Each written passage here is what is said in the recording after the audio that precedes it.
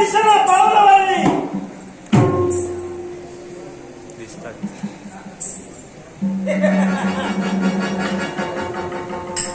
आश्चर्य कोणत्या गोष्टीचे? माझ्या नेत्रासमोर असणारी व्यक्ती कोण आहे? हिरापट्टण नगरीत तुझी पावलं पडलेली आहे.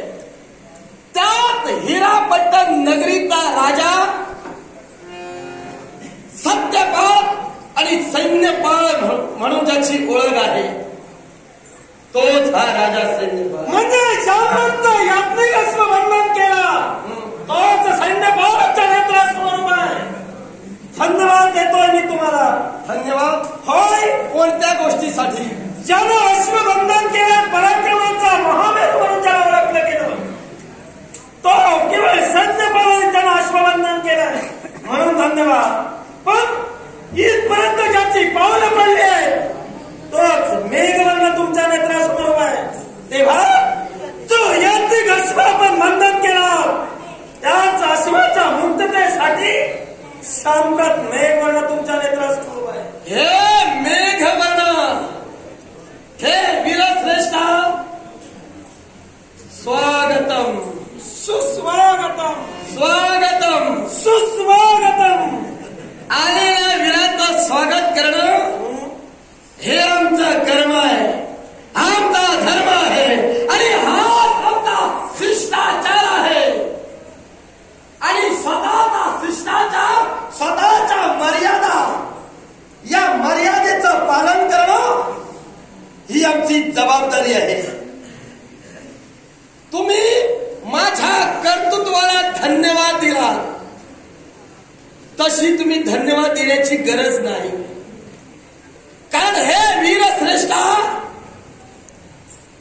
अश्वाच्या मस्तकावर जे जयपत्र आहे, ज्याला कनक पत्रिका म्हणतात, त्या पत्रिकेचा भावार्थ जश वीर पुरुषानं वाचला आणि समजून घेतला. हा भावार्थ ज्या वीराला समजला त्याने बाहू स्फुरण पावणारा आहे आणि तो तुमच्या अश्वाला बंधन हे करणारच आहे आणि तेच मी केलेलं आहे. तेव्हा ज्या अश्वाला आपण बंधन केला तोच अश्वाच्या अश्वाच्या मुक्ततेसाठी मेघवर्ण आलेला आहे. तेव्हा अश्वाची मुक्तता करा. म्हणजे बंधन केलेला अश्व, तुम्ही तो याज्ञिक अश्व सोडला. हा याज्ञिक अश्व बंधन करत असताना ते भगीरथ प्रयत्न माझे झाले, माझ्या जीवाला जो त्रास झाला. असं असताना आता तुमच्या म्हणण्यानुसार मी तो सहज मुक्त करू. तुम्हाला ज्या पद्धतीनं वाटेल त्या पद्धतीनं मुक्त करा, पण मुक्त केल्याशिवाय मी जाणार नाही. मग साधारण तुमची तयारी काय आहे? ती तयारी आजमावून पाहणं तुमचं कर्तव्य आहे. नक्की तुम्हाला ज्याप्रमाणे आजमावायचं आहे त्याप्रमाणे आजमावून घ्या. आम्ही नक्कीच तुमच्या इच्छेची परिपूर्तता नक्कीच करू. मग तुम्ही जर का अश्व मुक्ततेसाठी आलात आणि जर का तुमची मनाची तयारीच असेल की वाटेल तो प्रसंग निर्माण झाला तरी त्या प्रसंगाला धैर्यानं तोंड देऊ आणि अश्व मुक्त करू. मग ऐका हे वीरश्रेष्ठा, अश्व तसा सहजासहजी मुक्त होणारच नाही. कारण अश्वाचा जर विचार केला, जे याज्ञिक कर्म तुम्ही करत आहात, सांगा हे तुमच्या स्वतःच्या स्वार्थासाठी करत आहात की परमार्थासाठी करत आहात? ज्या विश्व कार्यासाठी आम्ही हे सगळं केलं, पाप शामरावचा मी अश्वमेध यज्ञ आरंभिला. जो हैमेध यज्ञ आम्हाला विश्वकार्य परिपूर्ण करण्यासाठी करायचं आहे. नक्कीच. म्हणजे तुमच्याकडून जे पापाचरण झालेलं आहे, या पापाचं पाप क्षालन व्हावं, हे पाप कमी व्हावं म्हणून तुम्ही अश्वमेध यज्ञ आरंभिलात. मग जर तुम्ही अश्वमेध आरंभिलात तर आयत्या पिठ्यावर रेगोटे कसले उडतात? कोणता करेल? तुमच्या स्वतःच्या काहीतरी निर्माण करा आणि तदनंतर तुमचं कार्य तुम्ही फलास आणावे असं मला वाटत होतं. अरे हिम्मत ज्यालाच म्हटले जाते, कारण आम्ही सर्व करतोय ते आमच्या कर्तृत्वाने करतोय.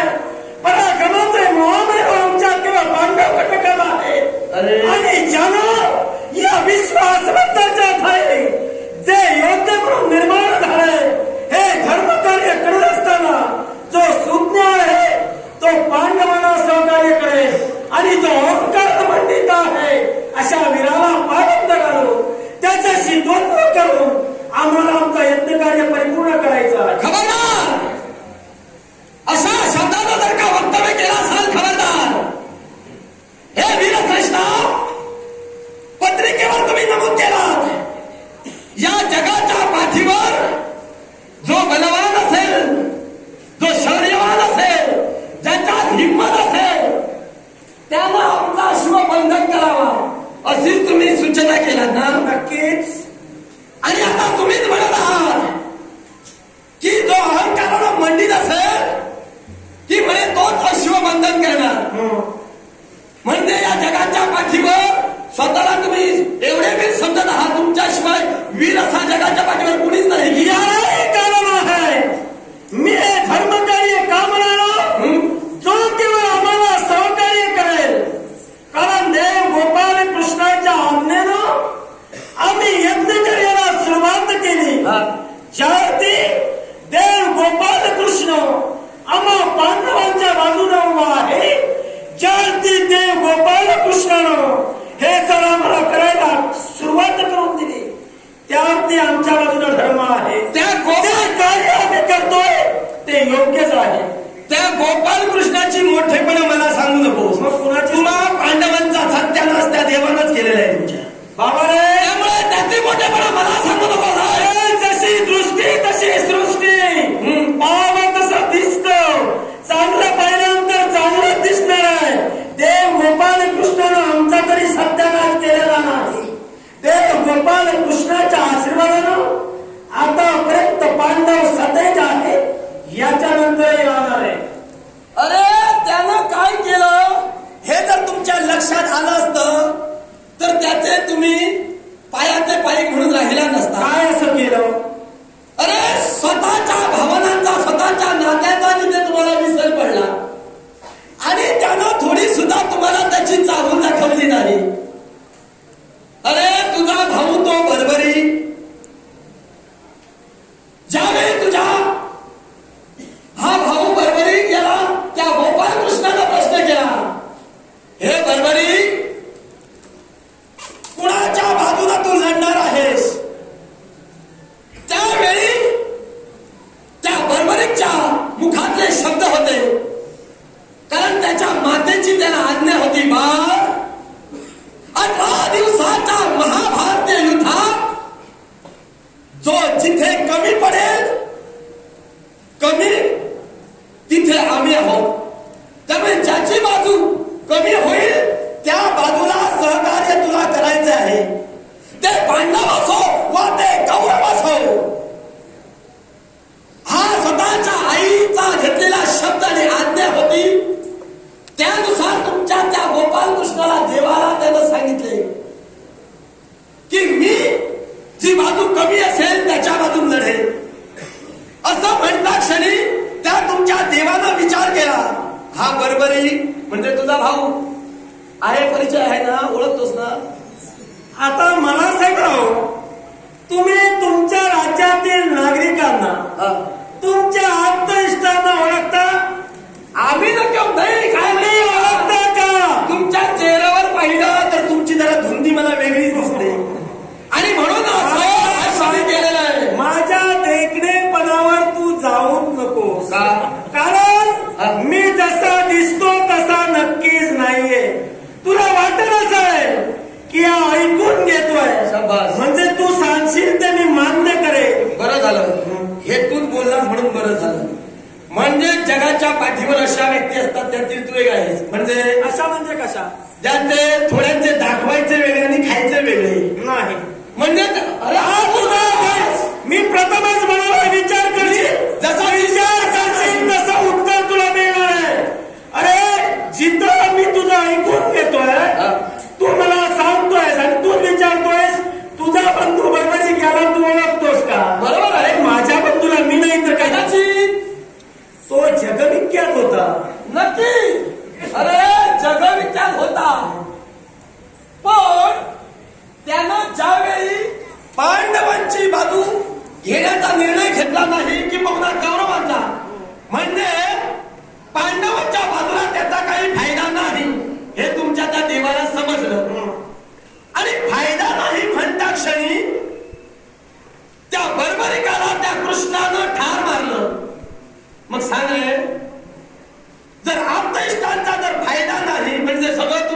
फायद्यासाठीच आहे की का?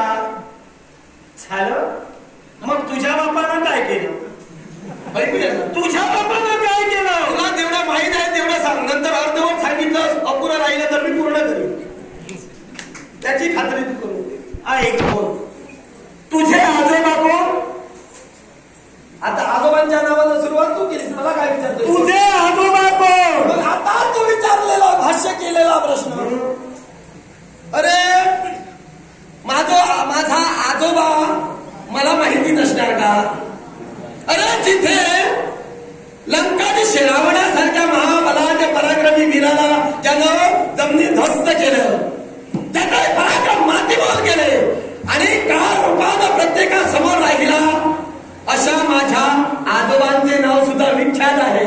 त्याला कोण ओळखत नाही. मग नातू कसा काय विसरणार? मग मला सांग, विचारणं आणि ओळखणं यात जमीन आसमानाचा फरक आहे. मी तुला विचारलं की तुझे आजोबा कोण, तू विचारतोस बडबडीकला तू ओळखतोस का?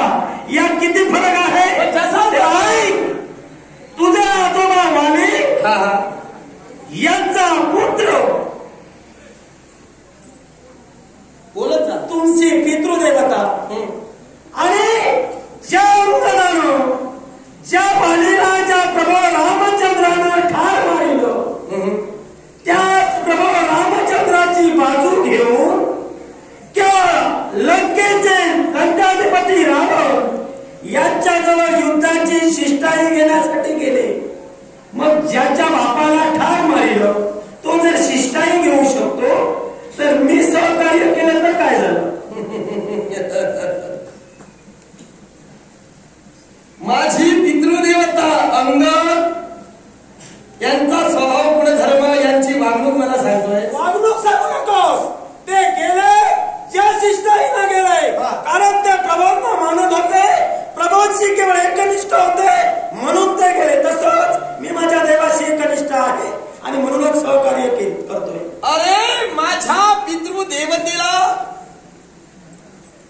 माझ्या आजोबांची आज्ञा शिरसावंद्य होती आणि ती शिरसावंद्य मानल्यामुळे माझ्या पितृदेवतेनं आपल्या पितृदेवतेचा एक शब्द आणि त्यांच्या इच्छेसाठी रामाला आत्मसात केलेला आहे. म्हणजे बापाच्या स्वाभिमानासाठी माझा बाप छटला हे चुकीचं आहे का? मी कुठं म्हणालो? तूच म्हणाला तुझ्या बंधूला ठार मारिलं, ज्या देव गोपाल कृष्णानं सत्यानाश केला हे शब्द तुमचे होते. मग ज्या प्रभावची गाज धरून जे अंगत केले ते सुद्धा त्याचे त्याचे होते. अरे पण जिथे तुझा सक्का भाऊ म्हणून मला हा प्रश्न उद्भवला. तो सुद्धा तुझा सक्का आजोबाच होता. अरे नक्की जरी का असला तरी प्रत्येकाच्या विचारात फरक आहे आणि त्या विचारानुसार आणि घडलेली कृती काय, घडलेला प्रसंग काय, हा प्रसंग प्रत्यक्ष डोळ्यासमोर ठेवला. अरे ज्या राघवानं माझ्या प्रपितामहाला वालीला मारलं त्यावेळी तू काय समजतोस? माझ्या तुला कमी समजत नाही. मला तर आजोबांनाही नाही, तुझ्या बापालाही नाही आणि तुझ्या आजोबांनाही नाही. कारण त्यांचे पराक्रम, बापाचा पराक्रम आणि तुझे पराक्रम देव गोपाल कृष्णानं कथित केले. त्यावेळी आम्ही तुम्हाला कमी समजणार नाही. बरोबर आहे. प्रत्येकानं आपलं अंतरून पाहून पाय पसरावे, नाहीतर ते लोळतात आणि लोळल्यानंतर दुसऱ्याला जाब विचारायचा नसतो. निदान ही मर्यादा तुमची तुम्हाला समजली एवढं सुद्धा पुरेसं आहे. नाही, माझ्यासाठी खूप काही पुरेसं आहे. कारण मी अजून मर्यादेचं उल्लंघन केलं नाही आणि तुझ्या समोर करणारही नाही. मग असा जर विचारात आला असेल तर आता जास्त बोलण्यात काही अर्थ नाही असं तुम्ही ठरवा.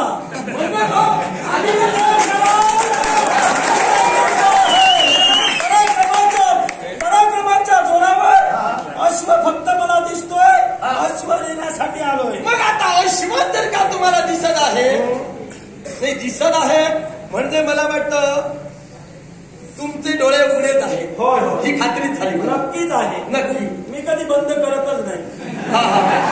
म्हणजे तुम्ही डोळे बंद करून अश्वाच्या मागे नाही. मग आज जो तुमचा अश्व या माझ्या वायव्य दिशेला आला, साधारण तो कुठून आला याची जाणीव आहे का? जाणीव असो अथवा नसो तुमच्यापर्यंत पोहोचला याला महत्व आहे.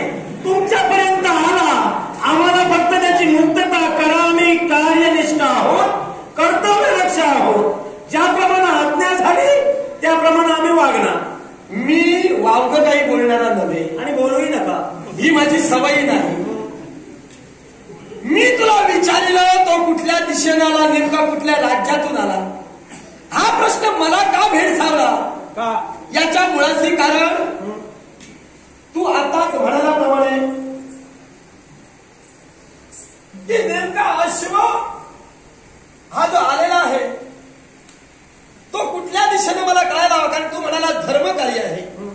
मग जर का धर्मकार्य आहे तर याची जाणीव तुझ्याकडून करून घेणं हे महत्वाचं मी समजतोय. म्हणून मी तुला प्रश्न केला, तो नेमका कुठल्या राज्यातून आला? राज्यातून आमच्या हस्तिनापुरातून आला. हस्तिनापुरातून 4 दिवस आम्ही त्याला गती दिली. गती दिल्यानंतर तुमच्या राज्यापर्यंत ते पोहोचले. अश्व फक्त मला एक सांगा, अश्व तुम्ही मुक्त करणार आहात हे मी सांगितल्यानंतर अश्व मुक्त होईल? आता तुम्ही म्हणाला तुमच्या निर्णयानं तुम्ही जे प्रसंग निर्माण करा त्यानुसार मी वागणार आहे.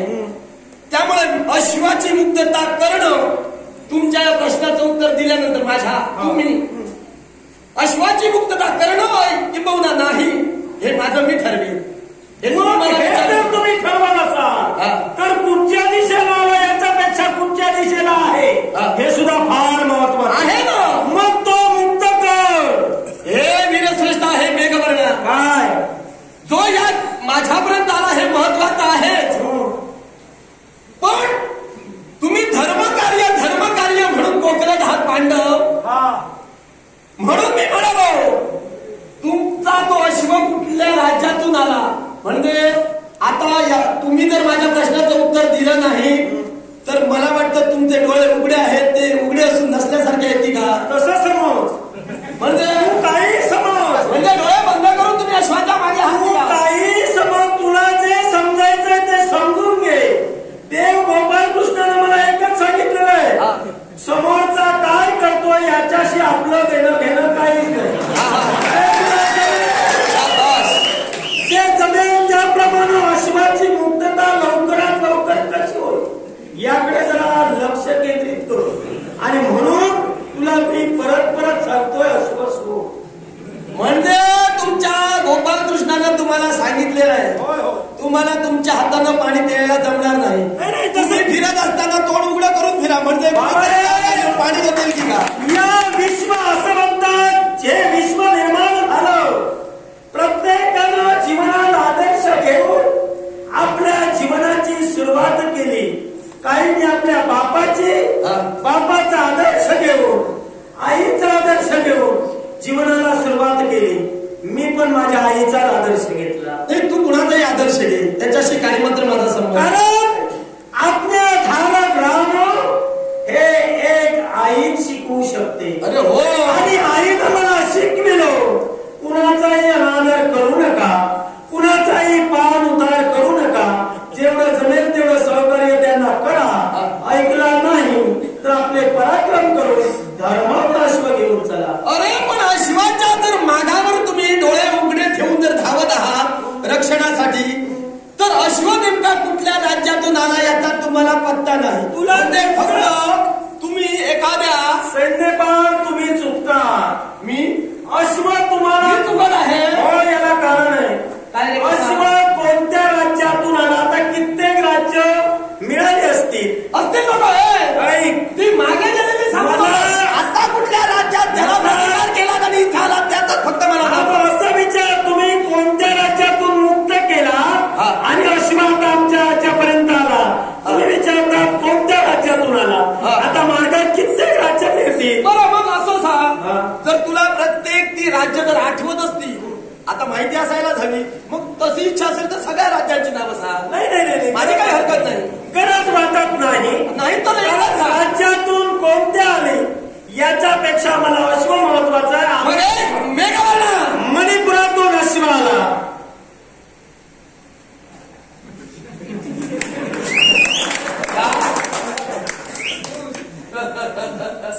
तू काहीच करू शकत. याच्या पूर्वी मणिपूरची आम्ही वार्ता ऐकली, पण आता ज्या दिशेनं आला त्या दिशेला भोजकोट नगरी लागते. आता तू काय ते तुझं समजून घे. अश्व माझं ऐकून घे. अश्व तुम्ही सोडलात की आम्ही सोडला? अश्वाला गती तुम्ही दिलात की आम्ही दिली? अश्व कोणत्या राज्यातून आम्ही सोडला हे तुला माहिती आहे की आम्हाला माहिती आहे? बरोबर आहे, बरोबर. तेव्हा मान्य कर मणिपूर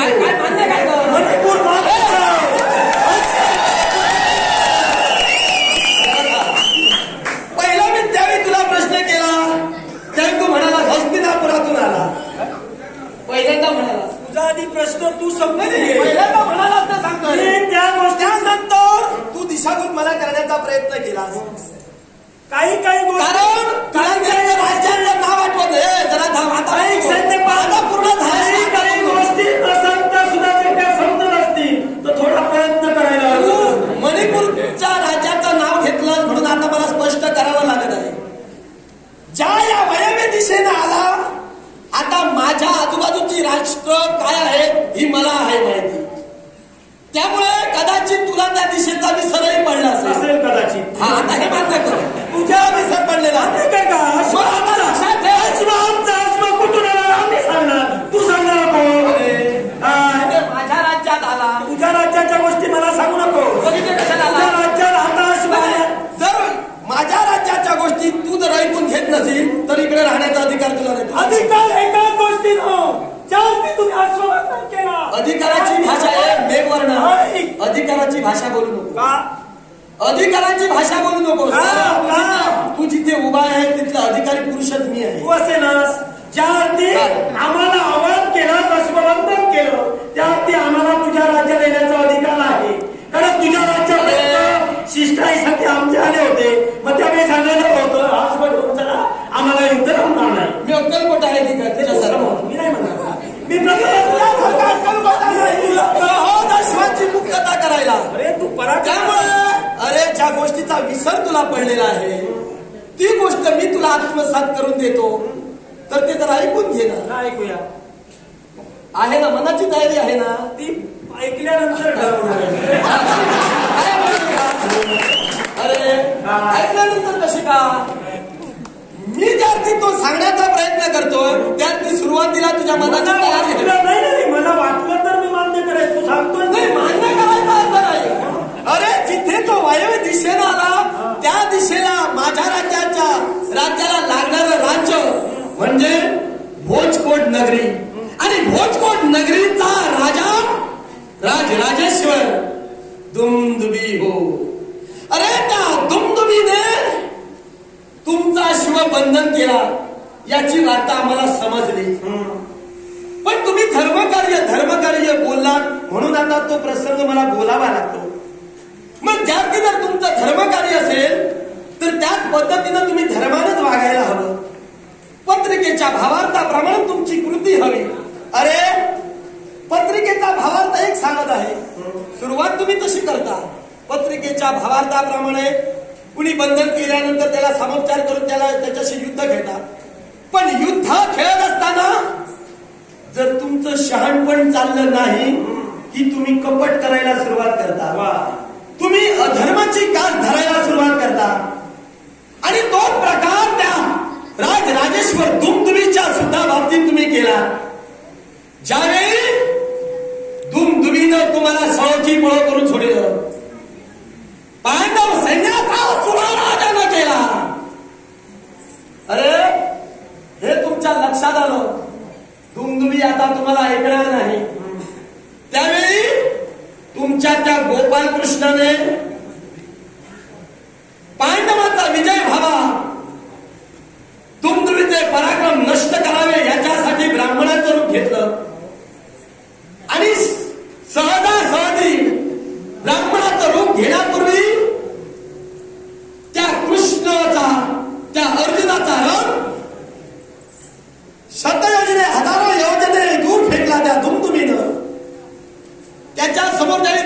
शहाणपण चाललं नाही त्याने ब्राह्मणाचं रूप घेऊन त्यानं स्नान ज्या पद्धतीनं दुमदुमी करतो ते दृश्य पाहण्याची इच्छा प्रदर्शित केली. आणि ज्यावेळी ब्राह्मणाच्या इच्छेला त्या दुलुमीनं दुधोरा दिला त्यावेळी पाण्याच्या घंगात सुदर्शनाला आज्ञा केली. आता सुदर्शनाला आज्ञा का केली? दुमदुमी म्हणजे सामान्य राजा नव्हता.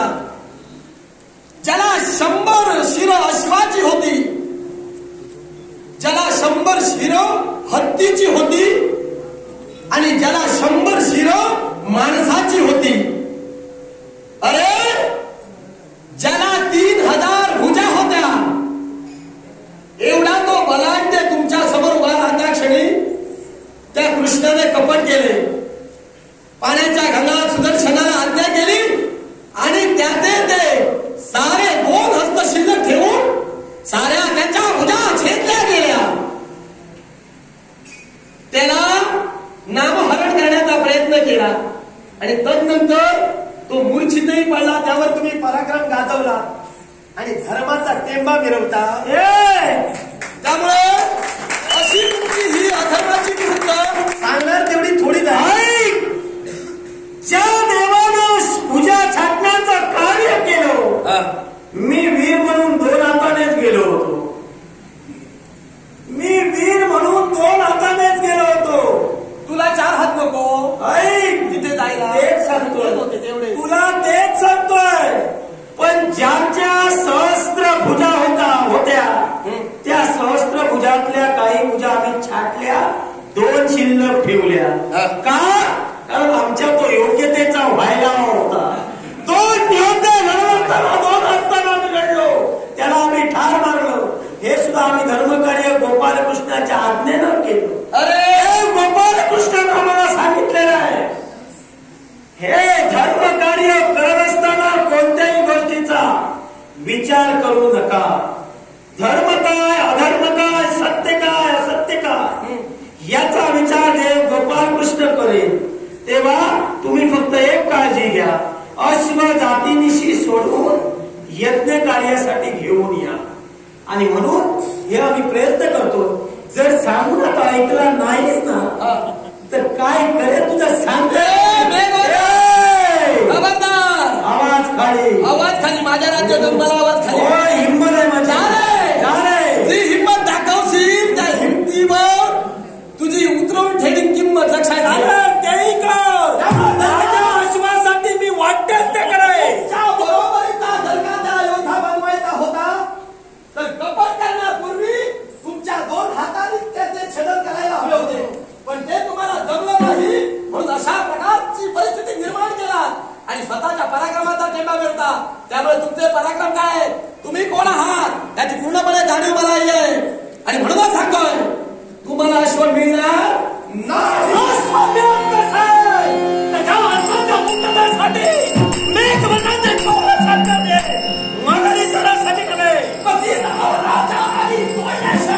तुझ्या जीवनाचा चक्रातून करून टाके.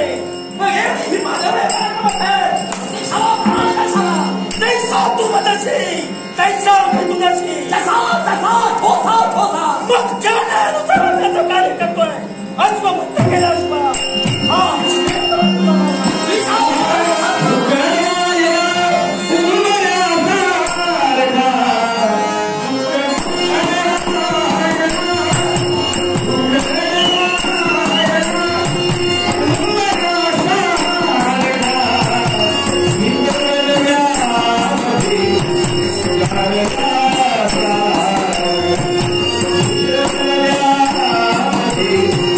God.